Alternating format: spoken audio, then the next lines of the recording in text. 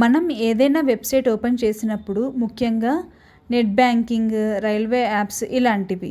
Traffic లైట్లు, బస్సుల ఫోటోలు, సెలెక్ట్ చేసే క్యాప్చాలు ఎప్పుడైనా అబ్జర్వ్ చేశారా? ఇవి కేవలం రోబోలని ఆపడానికి ఉపయోగిస్తారు అనుకున్నట్టయితే మీరు పొరబడినట్టే.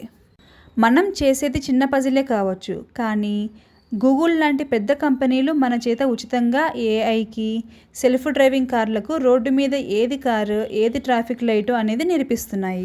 అంతేకాదు, పాతకాలంలో ప్రింటింగ్ సరిగ్గా లేని పుస్తకాలు లేదా న్యూస్ పేపర్లలోని పదాలను కంప్యూటర్లు స్కాన్ చేసినప్పుడు సరిగ్గా చదవలేవు. అప్పుడు గూగుల్ ఆ పదాలను క్యాప్చా రూపంలో మనకు ఇచ్చేది. ఆ అక్షరాలు మనం టైప్ చేయడం ద్వారా ఆ పాత పుస్తకాలను డిజిటల్ టెక్స్ట్లోకి మార్చడానికి ఉచితంగా సహాయం చేస్తున్నామన్నమాట. ఇక చివరగా, హ్యాకర్లు ఆటోమేటెడ్ సాఫ్ట్వేర్లతో మన అకౌంట్లు హ్యాక్ చేయకుండా, సర్వర్లను క్రాష్ చేయకుండా ఇది ఒక అడ్డుగోడలా పనిచేస్తుంది.